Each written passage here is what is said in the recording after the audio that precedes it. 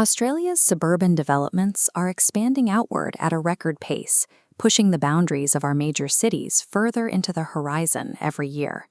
For the families moving into these developments, the price of entry is a life-altering upfront deposit and a 30-year commitment to servicing personal debt.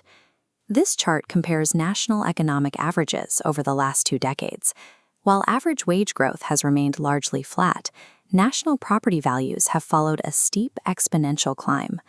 With property prices now decoupled from local earnings, the market has moved beyond the reach of the average worker, essentially reserving land ownership for those who already possess significant capital.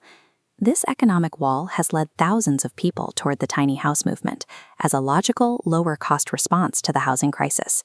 These homes require a fraction of the capital to build. They operate with high energy efficiency, and they are fully transportable. However, the movement faces a structural bottleneck. A mobile, affordable house is only a solution if you have a legal, permanent place to park it.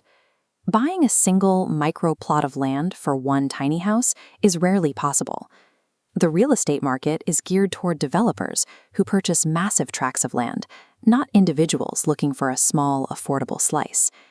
We have successfully lowered the cost of the home itself, but without a new way to access the land beneath it, the tiny house remains a stranded asset. The Camping, Outdoors, and Accommodation Cooperative, known as COA, was established as a financial engine to address this specific land access problem. COA is registered as a distributing cooperative.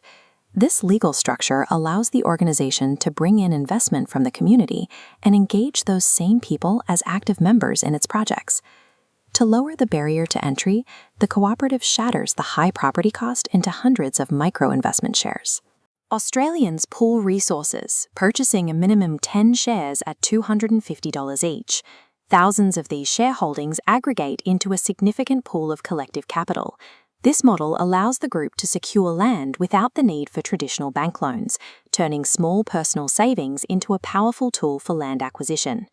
COA's property division uses this pooled capital to purchase large regional acreage in full, avoiding the debt cycles that typically drive up development costs. By purchasing land at wholesale regional prices, the cooperative bypasses heavy markups that private developers apply when subdividing and flipping property. Once the land is secured, the cooperative begins the physical work of transforming the raw acreage into a functional residential estate. These estates are specifically designed and zoned to provide permanent sites with the infrastructure needed for trailerable and transportable homes.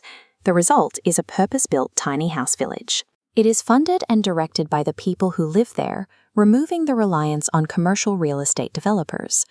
In the traditional rental market, residents pay a monthly fee for the privilege of staying on someone else's land, with that money leaving their hands forever. In a COA village, that dynamic shifts.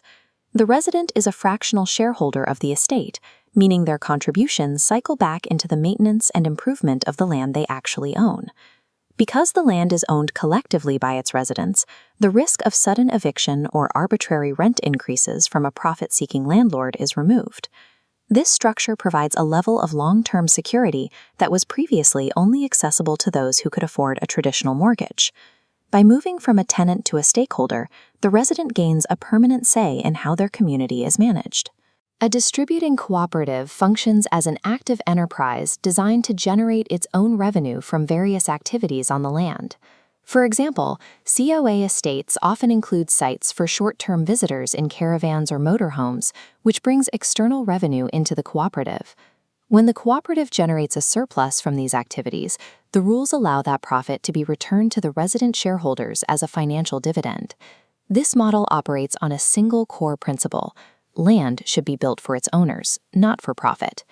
The traditional math of the Australian dream may no longer add up for the average person, but by utilizing the fractional strategy to pool their capital, Australians are finding they can buy back the landscape and build a new version of that dream on their own terms.